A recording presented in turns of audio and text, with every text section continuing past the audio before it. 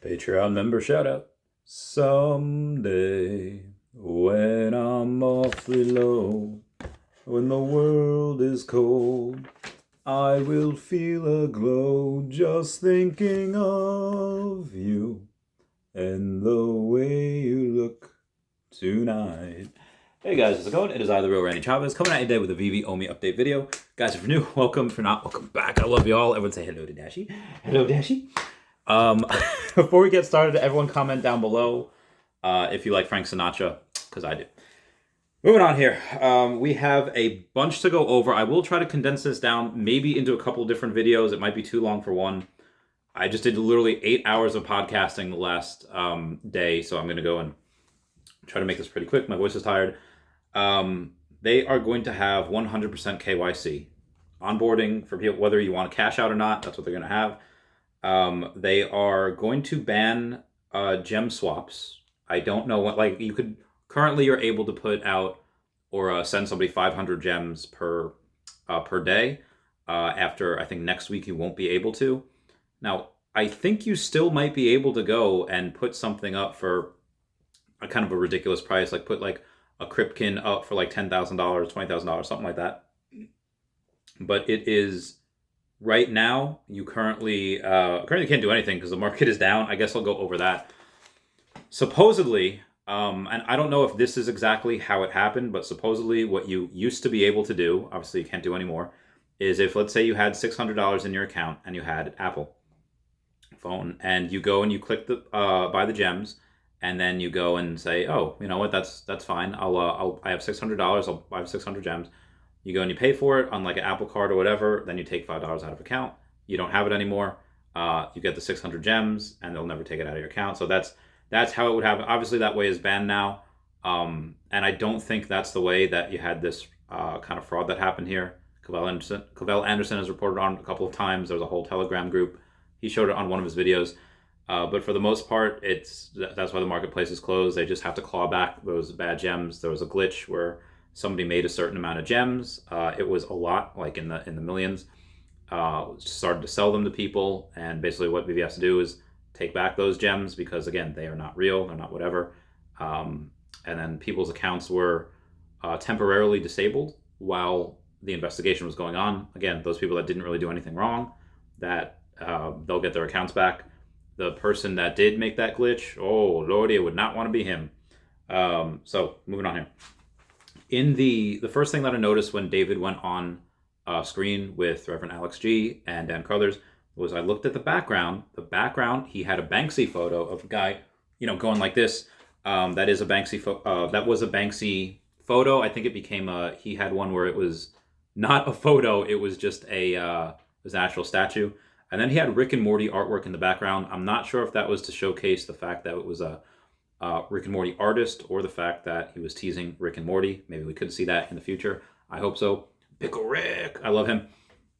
And he even referenced it. Alex referenced it later in the stream when Alex says, hey, is there any artists you want to tease? And then David went on saying his own thing. So outside of that, you do have the updates on the MTL. Most of that delay is caused by New Zealand. Veve is ready, but New Zealand is kind of being a pain with that. My words, not theirs. They're the ones saying the regulatory compliance is being scrutinized very, very heavily. And again, Veve wants to be on the up and up. And I imagine because Disney NFTs are attached to it, they have those IP. Disney's saying like, hey, make sure everything's on the up and up before you do these things. Which, fair point. Speaking of Disney NFTs and other NFTs in general, it was stated, I think by Brock McBlockchain on Twitter, saying that I'm going to have him on the podcast, CEO of Fishes, gifted me 3 fish. Anyway, again, we'll talk about that on the 28th when I have him on. But he had said that at one point in the stream, you had, I think it was Dan or David say that Immutable X is working to be interoperable with OpenSea. And since OMI is already able to be used on Immutable X, you can use it to buy the hero cards. You can use it to buy pretty much anything on there. That we should be able to use OMI on OpenSea, which does kind of go in line with Reese's video that he did with Taps Trades at DesignerCon, saying that they want OMI to be the token to use for NFTs. There is and again, in order for them to do that, OMI would probably shoot to the moon if they gave it that type of use case. But again, OMI is able to be fractionalized, so they were thinking ahead. It is going to be really big. It is going to be very huge. But after that, that does make some poetic sense that because Coinbase is such a big investor of Immutable X, and Coinbase invests in Immutable X, most likely with Coinbase NFT, they would need to get some things on there. What better way for Coinbase to do that than to tell Immutable X, hey, give us all your IP, we'll take it, put it on Coinbase. We have millions of people ready to go that have KYC, and also get your butt in gear to go get partnered and be interoperable with OpenSea. We can get them too. I think Coinbase is making a power play there, kind of taking over OpenSea without taking over OpenSea by partnering with Immutable X, getting on there. Again, Immutable X, that perfect layer 2 blockchain that OMI's on. It's going to be a good year, good couple of years for OMI and OMI in general. Moving on, David did say that there are 282 regions where Veve is going and eating the costs. Out of every $100 that's put into the app, Veve sometimes gets only about 55% of that. So they do have a 45% fee. That is part of the reason why you do have that 10% fee we're going to have when being able to take out, withdraw, when that does happen. Other updates, and again, I think these are going to be the most notable ones, is that you do have a web app that's coming. But before you get that web app, what they're going to do, starting in April, they say April, so it could be May, but it's gonna be May. Comment down below if you get that meme. I hope everyone does. But what is going to happen is that we're no longer full-time going to have the fast fingers drop, where we try to spam that spam that buy now button, just like everyone should smash that like button right now. And they're going to make it half and half, where it's going to be half the time you are going to spam that buy now button, but also the other half of the time you're going to be put in a queue, you'll be in a waiting line, and what's going to happen is you're going to be given a number, 1178, whatever it is, and then they're going to randomly call your number, or they won't call your number. And if they do, great, get the collectible. If not, there's no more rebounds, but that's what it's going to be. There's no more stress and anxiety about having to spam the button, having to see whose internet is better. A lot of people in Europe will probably be happy, because a lot of people in Europe do complain that there is no that America's internet is better and they don't reach as much stuff. I think it's really just because there's a lot more people in America, and just it seems like a lot more Americans get things on a ratio from 1 to 1. I don't actually know who gets more. I know Hello K gets a lot. He was on the stream the other day, stream number 69. I would comment nice down below for the 69 reference.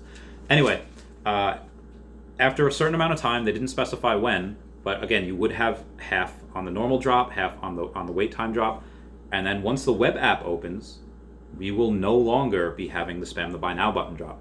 It'll just be the queue. The web app, it said, will have everything that the Veve app currently does, and it also will have some additional things as well. And I think for that, I think it's kind of, by using the web app, Veve doesn't have to pay certain fees that you would via Apple and Google Pay.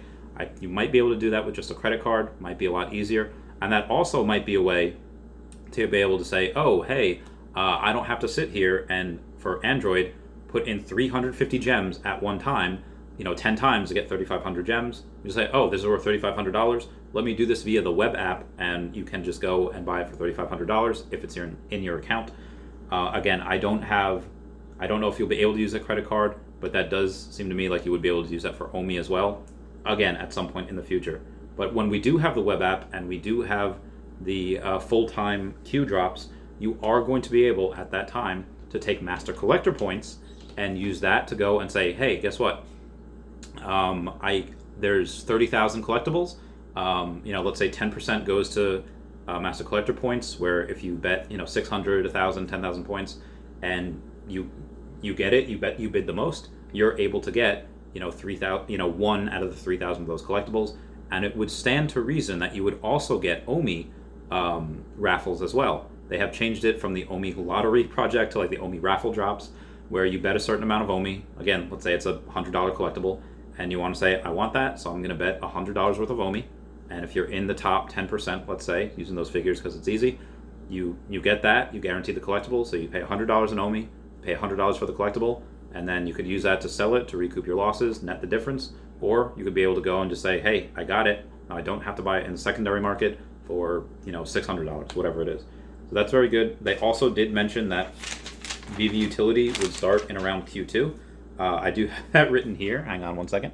Yep, they did say in Q2 they want to start the buildup of OMI and OUP. So again, if we start it in Q2, which is they're going to start, that in April, when they have the wait list to open up, then it would make some poetic sense that after like a month or two of them doing that wait list, half and half, and then we have the web app, that by they start it in, let's say, latest May, because they did say April, but let's say they start April, then it should be by June that we, the end of Q2, where we have that OMI utility in perfect time for another exchange. If we don't get it, let's say it's delayed until May, and then let's say it takes another 2 months after that, June, July, let's say we get it in July. To me, that seems that pretty reasonable. Again, just in time for another exchange. That's another thing that they said. They both said that, listen, you guys tell us every day which exchanges you want. Jeremy Padour had tweeted, Binance, Coinbase, go list OMI. So they are aware of which exchanges that we want. Again, they are going to wait for us to have some utility before we get up there. But that doesn't mean that we wouldn't have like a KuCoin or Kraken or some ones that are similar to that. I do expect the next one to be, less than or equal to KuCoin. The next one would be, after that would probably be equal to or greater than KuCoin, or it could be a KuCoin in general. That type of deal. Anything top 10 would be great. Gemini would also be good. They do qualify in that top 10. So again, staking tiers was one of the last things that they needed to work out, but I thought that would, didn't really want to report on that until there's not much else to report. Trevor did have Trevor did have an interview the other day, and a sound clip from that was just him saying that moving forward, because what Veve did, one of their, follies was that they said, hey guys, we're going to be really open with you. We're going to go and tell you that we are working on MTL right now. And because that takes too long, because that takes so long, and because it's not really up to them, it really is up to the international community, like New Zealand, X, Y, or Z, whoever, one of their 282 territories plus, because it's not their fault that they can't deliver, it is really the international lawmakers community, that they can use, the community can kind of use that as ammo to either hype it up or throw it back at Comey's face, which is what they're doing. They are receiving a lot of heat because the delays are taking longer than expected. So moving forward, most likely what you would see is that I didn't hear the Veveverse commented on, I don't think, once in this update. Well, why would that be? Maybe because they don't want to give a hard date for it, and if it's missed by a couple months, have that thrown back in their face. So I think for a lot of big things moving forward, I don't think they would have really mentioned the web app or OMI utility unless it was not certain, but pretty sure that they were going to do it. So I do think a lot of things will be, again, unless it's huge, we probably won't know until a couple of days prior. Like what they're doing with drops, what they're doing with comics. We don't really know until a couple of days prior. Anyway, that's it for me. Please comment, like, and subscribe. Comments are good for the YouTube algorithm. Everyone say bye-bye to Dashi. Bye-bye, Dashi. And everyone please check out @HeyDavidDon, @KingMavsForever over on the Twitter, StandOffChart, KingMavs, and ChaviCat5 over on the Veve app. Kobe Collects and OmiPlayer1 over on YouTube, BraithX.eth domain name, Kyle Willson, Wendy Stibalis, Veve Las Vegas, Taps Trades, Mars Davis, Legacy of Bermuda, Sony Pop Media, The Gale, Veve Darklink, and Veve Vibes, all on the YouTube, @WhatWizardVeve, and Gary O @1234CA3, all on the Twitter. I love you all. Class is missed. Goodbye.